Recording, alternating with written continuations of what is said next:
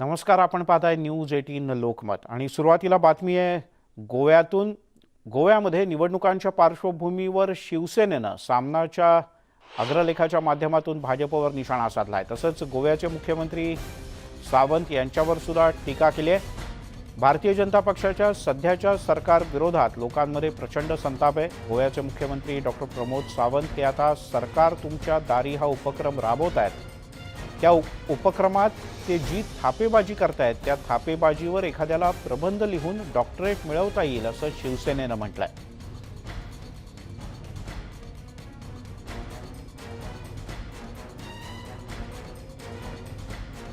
गेल्या काही दिवसांपासून सामना भाजपवर टीका करण्याची संधी सोडत नाही आणि आता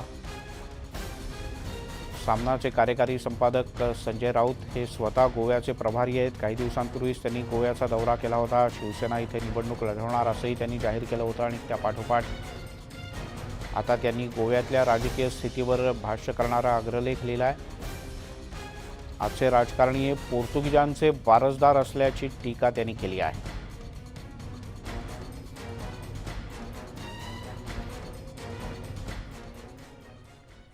राष्ट्रीय स्वयंसेवक संघाचे सरसंघचालक डॉक्टर मोहन भागवत 3 दिवसांच्या सुरतच्या दौऱ्यावर आहेत। यावेळेला भागवत यांनी पुन्हा एकदा प्रखर हिंदुत्वाचा नारा दिलाय।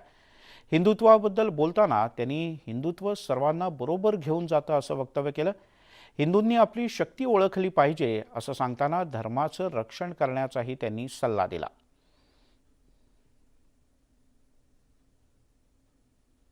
सबको साथ लेने वाला, सबको अंदर अपने साथ जोड़ने वाला, सबको उन्नत बनाने वाला, यही हिंदुत्व है।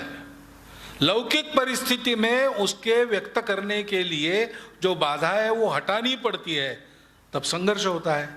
लेकिन संघर्ष ही हिंदुत्व का तरीका नहीं है, वो आपद धर्म है।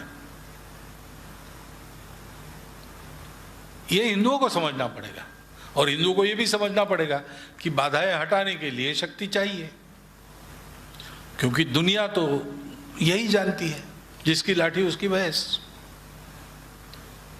तो हमको शक्ति संपन्न होना है, परम शक्ति संपन्न होना है, अजेय शक्ति चाहिए। आणि आता बोलूयात काही महत्त्वाच्या अन्य बातम्यांकडे। राज्यातल्या खड्ड्यांच्या संदर्भात आज एक महत्त्वपूर्ण बैठक राज्याचे मुख्यमंत्री उद्धव ठाकरे यांनी बोलावली आहे। आज राज्यभरातल्या खड्ड्यांच्या संदर्भात काही दिशानिर्देशन मुख्यमंत्री उद्धव ठाकरे करतील।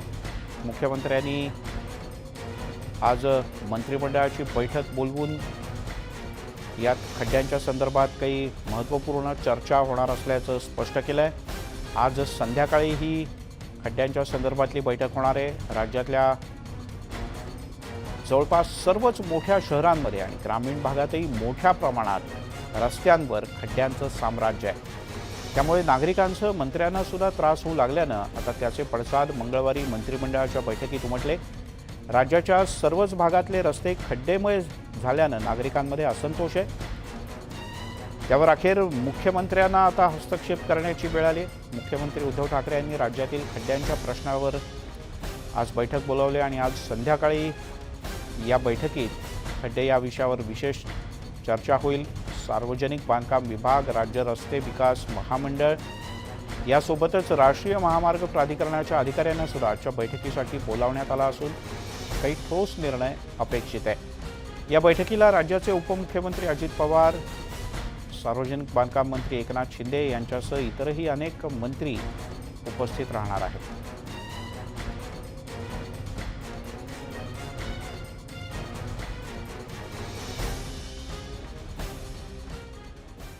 ठाणे शहरातील मुख्य महामार्ग आणि घोडबंदर रस्त्यावर झालेल्या वाहतूक कोंडीची पालकमंत्री एकनाथ शिंदे यांनी दखल घेतली। वाहतूक पोलिसांसह सर्व संबंधित यंत्रणांची तातडीची बैठक घेऊन अवजड वाहनांसाठी पार्किंग लॉटच्या जागा निश्चित करण्याचे आदेश त्यांनी दिले।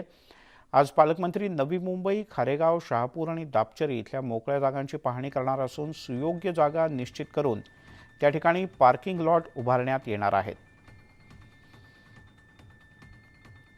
3 दिवसांपूर्वी या संदर्भात पालकमंत्री एकनाथ शिंदे यांनी जिल्हाधिकारी, सर्व शहरांचे प्रमुख, महापालिकांचे आयुक्त आणि पोलीस अधिकारी यांची एक ठाण्यात जिल्हा परिषदेमध्ये एक महत्त्वपूर्ण बैठक घेतली होती।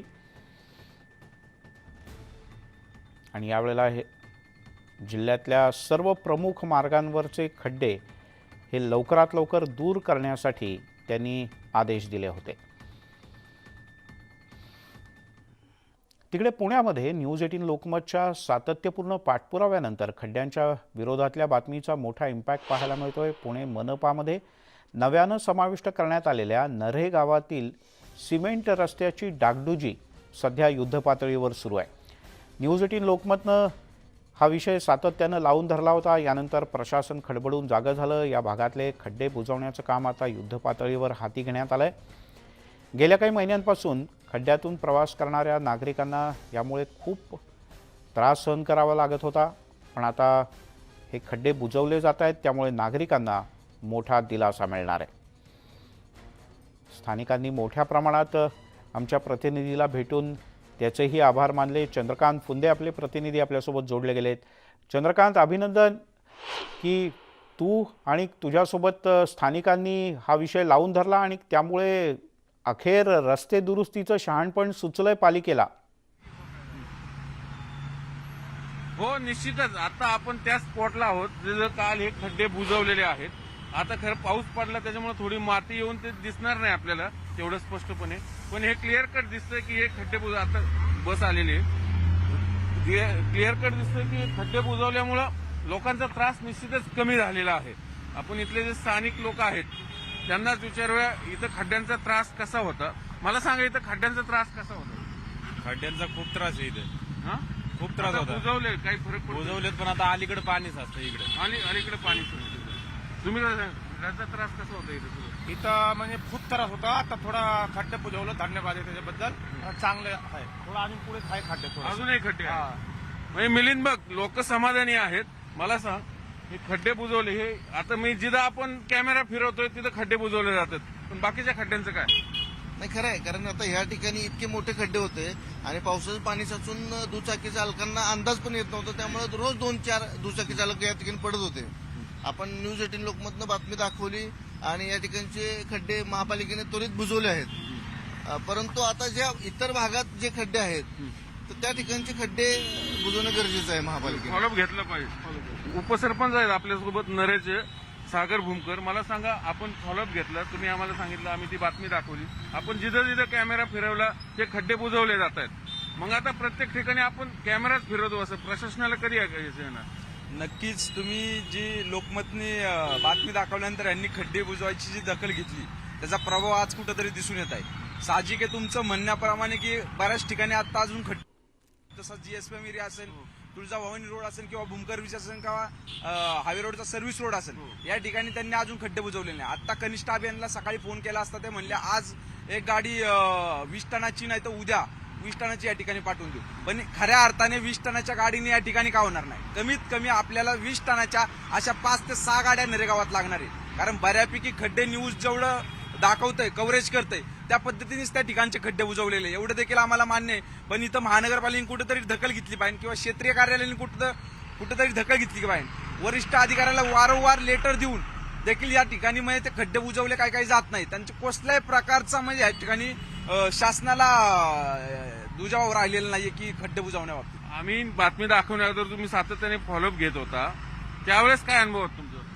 सर, तेल गेलं, तूप गेलं, हाती धुपाटणं आलं, अशी गत झालेली आहे. लोकांची, नरेगावच्या नागरिकांची आशा अशी होती, पुणे महानगरपालिकेत गाव गेल्यानंतर कुठेतरी चांगल्या पद्धतीचा विकास या ठिकाणी होऊ शकतो. म्हणजे ठराविक ठिकाणी जे रोड राहिलेले आहेत, ज्या ठिकाणचा कचरा राहिलेला, बाकीच्या गोष्टी ज्या राहिलेल्या, ज्या ठिकाणी काही ठिकाणी पाणी येत नाही, त्या ठिकाणी काहीतरी चांगल्या प्रकारचं या ठिकाणी विकास होऊ शकतो. या अपेक्षेने नरेगावचे नागरिक त्या ठिकाणी पुणे महानगरपालिका पाहत होते. पालिका लक्ष देत नाही. पण या ठिकाणी क्षेत्रीय पालिकेचा विषय नाही, मेन म्हणजे अधिकाऱ्यांना कोणत्याही प्रकारचं गांभीर्य या ठिकाणी दिसून येत नाही.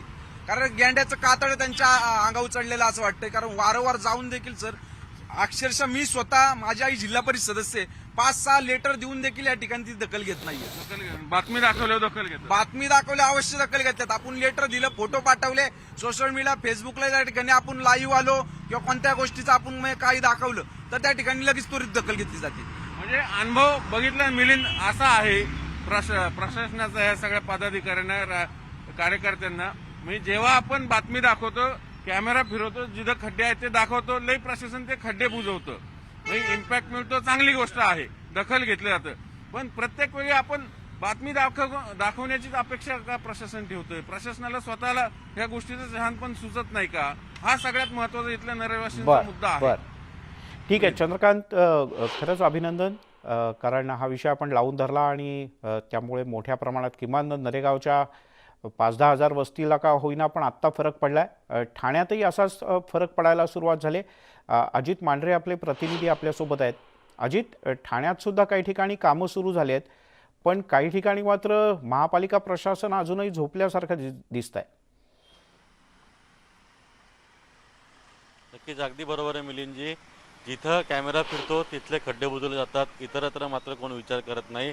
आणि याचाच भाग म्हणून ज्यावेळेस आपण पूर्ण या बातमीचा पाठपुरावा केला की ठाण्यात कुठे कुठे खड्डे पडलेले आहेत, या विषयांवरती नगरविकास मंत्री आणि ठाणे जिल्ह्याचे पालकमंत्री एकनाथ शिंदे यांना देखील विचारलं. त्यावेळी त्यांनी एक हाय लेवलची बैठक लावली. ठाणे आणि ठाणे परिसरामध्ये जिथं कुठे खड्डे असतील, जो अधिकारी जबाबदार असेल त्या अधिकाऱ्याने त्याच्यावरती कारवाई केली जाईल पुढच्या आठवड्याभरामध्ये जर खड्डे बुजवले नाही तर. आणि सर्वात मुख्य म्हणजे ठाण्यामध्ये बाह्य वाहतूक जास्त आहे, म्हणजे बाहेरून येणारी वाहतूक जी आहे, विशेष करून अवजड वाहनांची, यांची संख्या जास्त आहे. त्यामुळे या वाहनांना एका विशिष्ट कालावधीमध्ये ठाणे शहरामधून प्रवास करता यावा किंवा प्रवास करू दिला जावा, याकरता एक प्रयोजन केलं जाणार आहे, एक नियोजन केलं जाणार आहे. याचसाठी नवी मुंबई पोलीस असतील, ठाणे पोलीस असतील, नवी मुंबई महानगरपालिका, ठाणे महानगरपालिका आणि सार्वजनिक बांधकाम विभागाचे अधिकारी, ह्या सगळ्यांची एक बैठक घेऊन आज याच्यामध्ये एक महत्त्वाचा निर्णय घेतला जाणार आहे. एवढंच नाही तर आपण दाखवलेल्या बातमीनंतर की अवजड वाहनांमुळे ठाण्यामध्ये विशेष करून खड्डे पडत आहेत, त्याची मुख्य कारणं जी आहेत ती अवजड वाहनं आहेत, या वाहनांची वाहतूक आहे. तर या वाहनांना कुठेतरी एका ठिकाणी पार्किंग करायला जागा मिळावी, जेणेकरून त्यांचे नुकसान होणार नाही, रस्त्याला खड्डे पडणार नाहीत, शहरामध्ये वाहतूक कोंडी होणार नाहीत. आणि या सगळ्या आपल्या वृत्तानंतर आता नगरविकास मंत्री एकनाथ शिंदे जे आहेत यांनी एक मोठं पाऊल उचललेलं आहे. हे ठाण्याच्या एंट्री पॉईंटवरती ज्या ठिकाणी त्यांना अशी मोठी जागा मिळेल, जी सरकारी असेल किंवा खाजगी असेल, मग काही थोडा बहुत मोबदला देऊन किंवा CSR फंडातून किंवा इतर कोणत्या कारणातून अशा मोठमोठ्या जागा ज्या आहेत त्या शासनाच्या ताब्यात घ्यायच्या, तात्पुरत्या स्वरूपात त्या ताब्यात घ्यायच्या आणि तिथं या गाड्यांची, वाहनांची पार्किंग करायची. आणि जसं ठाण्याचं ट्रॅफिक कमी असेल तर मग 10-10, 20-20 गाड्या किंवा 100-100 गाड्या या संख्येने त्या गाड्या सोडायच्या, जेणेकरून त्यांचे नुकसान होणार नाही, त्यांनाही एक पार्किंगची सुविधा मिळेल, एक व्यवस्था मिळेल आणि ठाण्यामध्ये वाहतूक कोंडी होणार नाही, ठाण्यामधलं वाहतूक जी आहे ती सुरळीत राहील.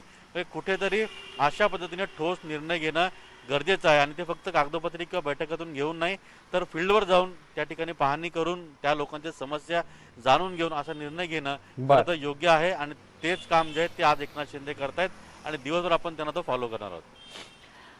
अजित, आवश्यक गोष्ट आहे, कारण सर्वसामान्यांना या खड्ड्यांचा किती त्रास होतो गेल्या काही काळात झालेले ठाणे शहरातले आणि ठाणे शहराच्या परिसरातले, म्हणजे भिवंडीकडून येणारा रस्ता असेल, नाशिककडून येणारा असेल, तर या ठिकाणी झालेले अपघात आपण सगळ्यांनी पाहिलेले आहेत आणि खरोखरच ही गोष्ट चिंताजनक आहे. पण अजित, दर 2-4 वर्षाने हे का करायला लागतं? म्हणजे मला जे आठवतं आहे साधारण 4 वर्षांपूर्वी याच प्रकारची बैठक ठाण्याचे पालकमंत्री त्याही वेळेला एकनाथ शिंदे होते, त्यांनी घेतली होती. अगदी दापचेरीपासून पार्किंगची पाहणी त्यांनी केली होती, तिथे तात्पुरत्या स्वरूपातलं पार्किंग तयार करण्यात आलं होतं. पण आता 4 वर्षाने पुन्हा जैसे थे स्थिती. हाच मुख्य मुद्दा आहे आणि हे का झालेलं आहे, ह्याची कारणं काय आहेत? पोलीस बदलले किंवा आयुक्त बदलले किंवा अधिकारी बदलले की हा निर्णय मागे का पडतो, याचा देखील आढावा घेतला जाणार आहे. आणि खरंच मिलिंदजी, तुम्ही म्हणताय ती गोष्ट खरी आहे की 2-4 वर्षापूर्वीच अशा पद्धतीचे निर्णय घेतले गेले होते, त्यावेळी वाहतूक सुरळीत झाली होती, ठाण्यातली रस्त्यांवरती खड्डे पडण्याचं प्रमाण कमी झालं होतं. मग ते पुन्हा का वाढलं, ही वाहतूक पुन्हा का सोडली गेली, ह्याच्यामागे नेमकी कारणं काय आहेत आणि दोषी कोण आहे, याची तात्काळ शहानिशा करून तिथल्या तिथं कारवाई करण्याचा मानस जो आहे तो एकनाथ शिंदे यांचा आहे. आणि याचमुळे त्यांचा हा आजचा दौरा जो आहे तो आखण्यात आलेला आहे. आपण अपेक्षा करूया की जोपर्यंत कोणावरती गाज पडणार नाही, कोणावरती कारवाई होणार नाही, तोपर्यंत हे गेंड्याच्या कातडीचे जे अधिकारी आहेत ते सुधारणार नाही. आणि तेच आज कदाचित होईल अशी अपेक्षा आहे, कारण का ठाणेकर पुरते वाहतूक कोंडीपासून वैतागलेले आहेत. एकनाथ शिंदे यांनी दौरा केला, एकनाथ शिंदे यांनी अधिकाऱ्यांना झापलं, बैठका घेतल्या, खड्डे बुजवण्याचे प्रयत्न केले, खड्डे बुजवले नाही तर अधिकाऱ्यांवर कारवाई करणं अशा पद्धतीचे आदेश दिले. हे सगळं झालं तरी अद्यापही ठाण्यातली वाहतूक जी आहे ती काही कमी होत नाही आहे. दिवसेंदिवस ही वाहतूक कोंडी वाढत चाललेली आहे.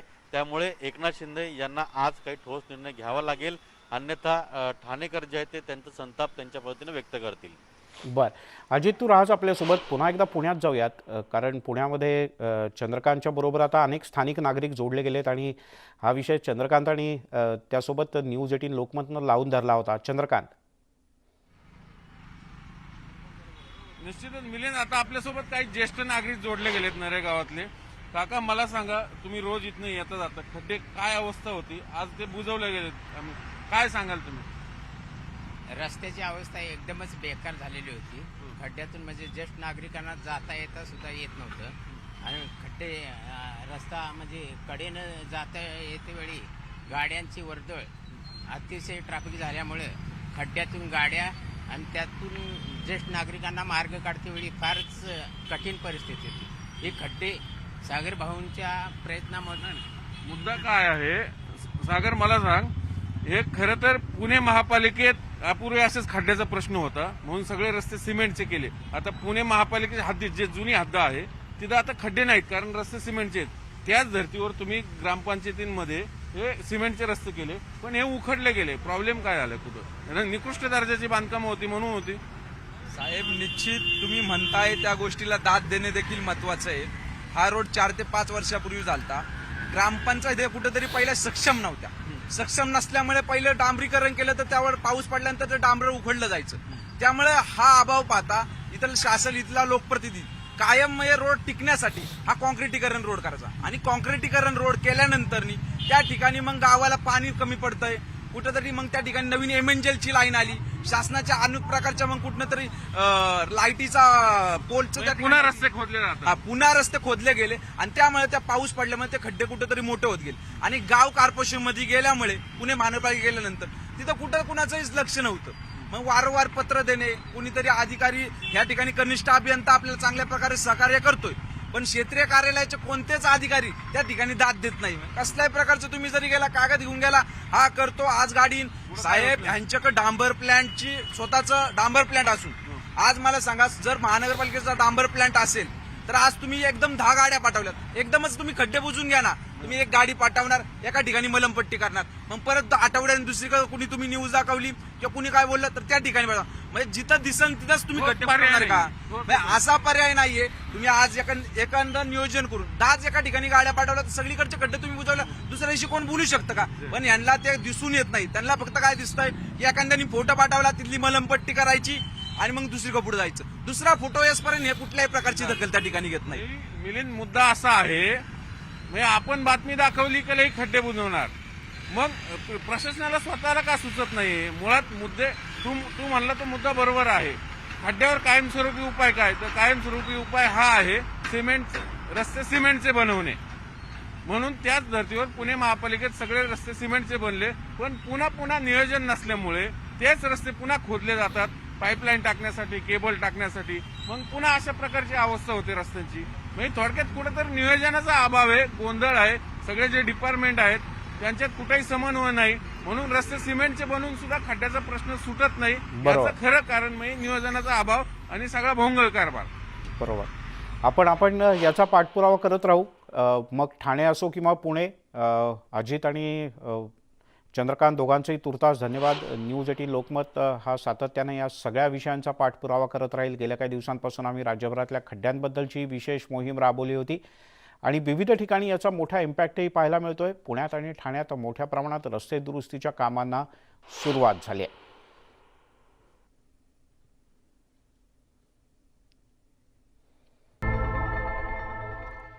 आपण पाहताय न्यूज 18 लोकमत. कोरोनाच्या ऐवजी रेबीजची लस दिल्याचा धक्कादायक प्रकार ठाण्यात घडलाय. ठाणे महानगरपालिका हद्दीतल्या कळवा भागात हा प्रकार घडलेला आहे असं सूत्रांचं म्हणणं आहे. मनपाच्या लसीकरण केंद्रावर हा प्रकार घडलाय आणि या प्रकरणी डॉक्टर आणि परिचारिकेला तातडीनं निलंबित करण्यात आलं आहे.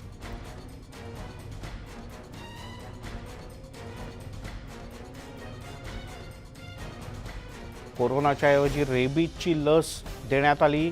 अर्थात ही चुकून देण्यात आली का जाणीवपूर्वक देण्यात आली हे कळायला मार्ग नाही, पण तातडीनं पालिकेनं या प्रकरणात 2 जणांना निलंबित केलं आहे. ज्याला रेबीजची लस देण्यात आली त्याची प्रकृती सध्या स्थिर आहे. पण ठाणे महानगरपालिकेच्या वॅक्सिनेशन सेंटरमधला हा प्रकार आहे.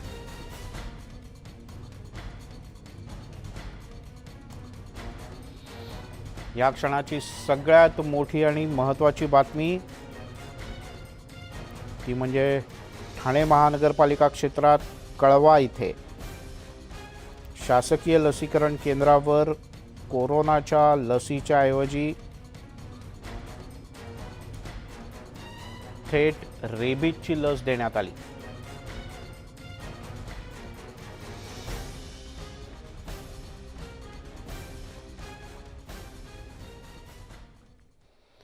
आणि आता एक अतिशय महत्त्वाची माहिती. या लसीकरणाच्या संदर्भात तुमच्या मनात अनेक प्रकारचे प्रश्न, शंका असतील किंवा सोशल मीडियातून आलेले मेसेज वाचून तुमच्या मनात काही प्रकारचा गोंधळ निर्माण झालेला असू शकतो.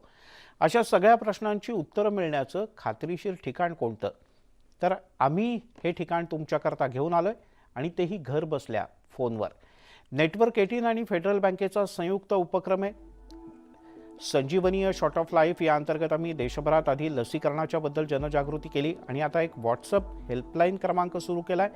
या माध्यमातून तुमच्या मनातला कुठलाही प्रश्न या क्रमांकावर तुम्ही व्हॉट्सअपच्या माध्यमातून विचारू शकता. तुम्हाला फक्त एवढंच करायचं आहे, तुमच्या मोबाईलमध्ये एक नंबर टाईप करून सेव्ह करा 7977773753. नंबर पुन्हा एकदा ऐका 7977773753. या क्रमांकावर तुमच्या मनातल्या कोणत्याही प्रश्नाचं उत्तर खात्रीशीर पद्धतीने डॉक्टरांच्याकडून तुम्हाला मिळणार आहे. या बुलेटिनमध्ये इथे थांबूयात. सर्व प्रकारच्या ताज्या अपडेट्ससाठी news18lokmat.com या आमच्या वेबसाईटला लॉग ऑन करा. फेसबुक, ट्विटरवर आम्हाला फॉलो करा. तसंच आमच्या यूट्यूब चॅनलला सुद्धा सबस्क्राईब करा.